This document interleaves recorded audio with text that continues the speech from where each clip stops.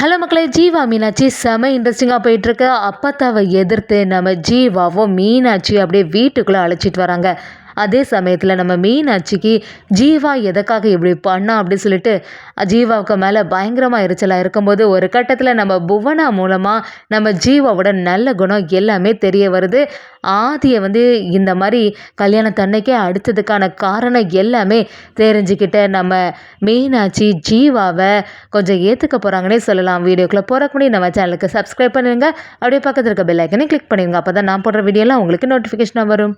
நம்ம அப்பத்தாவும் வாசல்லே இருந்து என்ன மீறி இப்படி ஒரு கல்யாணத்தை பண்ணிட்டு வந்து நின்று இருக்க. இனிமே ஒரு நிமிஷம் கூட இவங்க யாருமே இந்த வீட்டுக்குள்ள வரவே முடியாது. ஏற்கனவே அவ அக்காக்காரி வேற அந்த குடும்பத்தை சேர்ந்தவா இங்க தான் வந்திருக்கா. அப்படி இருக்கும்போது நான் இந்த வீட்டுக்குள்ள அனுமதிக்கவே மாட்டேன். இப்பவே அந்த மீனாட்சியோட கழுத்துல கெட்டின தாலியை அவுத்துட்டு வா அப்படின்னா நான் உன்னை மட்டும் இங்கே விடலான்னு சொல்லிட்டு அப்பத்தான் அவங்க முடிவில் ரொம்பவே உறுதியாக இருக்கும்போது நம்ம ஜீவாவும் அப்படியெல்லாம் இல்லை மீனாட்சி வா நான் உன்னை இப்போவே வீட்டுக்குள்ளே கூட்டிகிட்டு போகிறேன்னு சொல்லிட்டு மீனாட்சியோட கையை பிடிச்சு இழுக்கும்போது மீனாட்சி அதை தடுக்கிறாங்க. என்ன எவ்வளோ தைரியம் இருக்கணும், நீ இப்படியெல்லாம் செய்யாத. என்னைக்கு அப்பத்தாவே அவங்க வாயினால என்னை வீட்டுக்குள்ளே கூப்பிட்றாங்களோ அப்போ தான் நான் இந்த வீட்டுக்குள்ளே வருவேன்னு சொல்லிட்டு நம்ம மீனாட்சி ஒரு பக்கம் ஜீவாவை எதிர்த்து நிற்கிறாங்க. அப்படி இருக்கும்போது நம்ம ஜீவாவே ஒரு குழப்பத்தில் இருக்காங்க. என்ன செய்கிறது, அப்பத்தாவும் நம்மளை அனுமதிக்க மாதிரி இல்லை, மீனாட்சி வேற அவளோட முடிவில் உறுதியாக இருக்காளே அப்படின்னு யோசிக்கும் போது ஊர் பெரியவங்க எல்லாருமே சேர்ந்து எதுக்கு இவங்க இவ்வளோ பிரச்சனை பண்ணிட்டு இருக்காங்க, எவ்வளோ நேரம் தான் புதுசாக கல்யாணம் ஆனவங்க வெளியிலேயே நிற்பாங்க அப்படின்னு யோசிக்கும் போது நம்ம ஜீவாவும் மீனாட்சியும் நைட் ஆனாலும் வீட்டுக்குள்ளே போகாமல் வெளியிலேயே நிற்கும் போது பக்கத்தில் உள்ளவங்க எல்லாருமே இந்த அப்பத்தாவுக்கு என்னதான் வேணுமா, கல்யாணம் முடிஞ்சு இவ்வளோ நேரம் ஆகியும் வீட்டுக்குள்ளே கூட விடாமல் இருக்காங்களே, இதெல்லாம் சரியே கிடையாது சொல்லிட்டு எல்லாரும் சேர்ந்து நம்ம அப்பத்தா கிட்ட பேசுறதுக்காக வராங்க. என்ன எதுக்காக இப்படிலாம் அவங்களுக்கு ஒரு தண்டனையை கொடுத்துருக்க, இன்னைக்கு தான் புதுசாக கல்யாணம் ஆகி ஆசையாட்டு இந்த வீட்டுக்குள்ளே வரலான்னு சொல்லிட்டு யோசிச்சுட்டு இருப்பாங்க.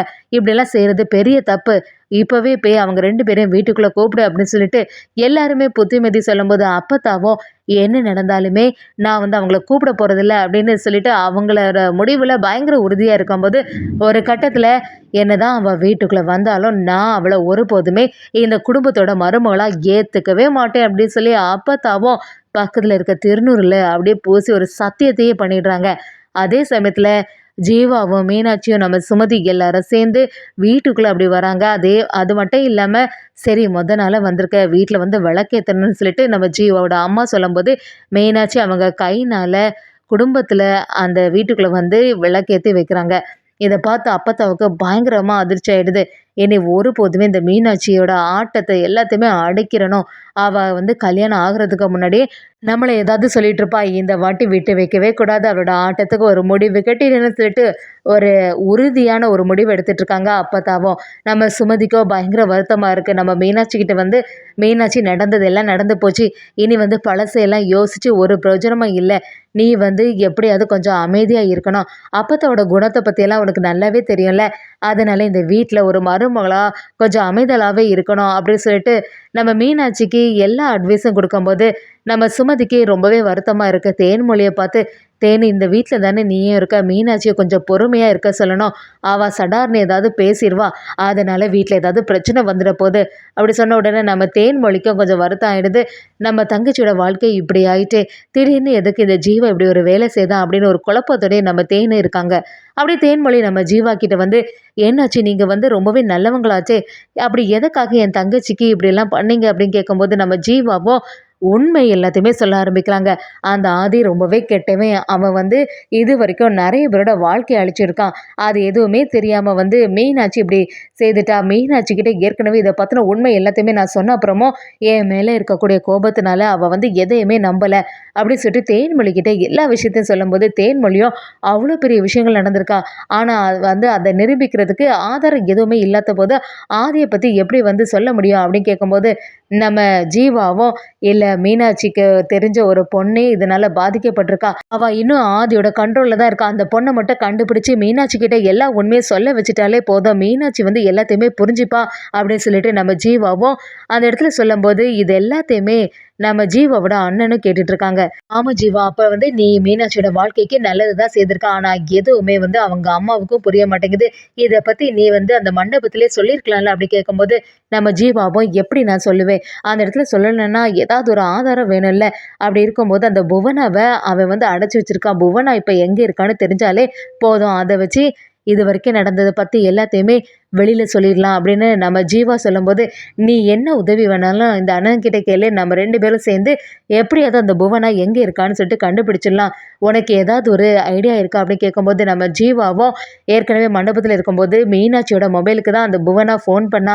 அத கேட்ட உடனே தான், சரி அந்த இடத்துல தானே இருக்கான்னு சொல்லிட்டு என்னோட ஃப்ரெண்ட வச்சு அதுல வந்து விசாரிக்க சொன்னேன். அப்படி இருக்கும்போது புவனாவையும் என்னையும் அந்த ஆதி வந்து கடத்தி வச்சுட்டான் அப்படிங்கிற எல்லா விஷயத்தையும் சொன்ன உடனே இதெல்லாம் கேட்டு நம்ம தேன் எல்லாரும் அதிர்ச்சி ஆயிடுறாங்க. என்ன சொல்றீங்க நீங்க? அப்ப மண்டபத்துல இருந்து உங்களையும் கடத்தியிருக்கானா? அப்படின்னு சொல்லும்போது நம்ம ஜீவாவும், ஆமா நானும் புவனாவும் தான் அந்த இடத்துலேருந்து எஸ்கேப் ஆயிட்டோம். எப்படியாவது புவனாவ வச்சு கடைசி நேரத்துல இந்த ஆதியோட சுயரூபத்த அதில நிரூபிக்கலான்னு தான் பார்த்தேன். ஆனா புவனா வந்து மறுபடியும் ஆதிகிட்ட மாட்டிக்கிட்டா. அதனால தான் என்னால எதுவுமே செய்ய முடியல. அப்படின்னு சொல்லிட்டு நம்ம ஜீவா சொல்லும்போது, ஜீவாவுக்கு துணையாட்ட அவங்க அண்ணாவும் இருக்காங்க.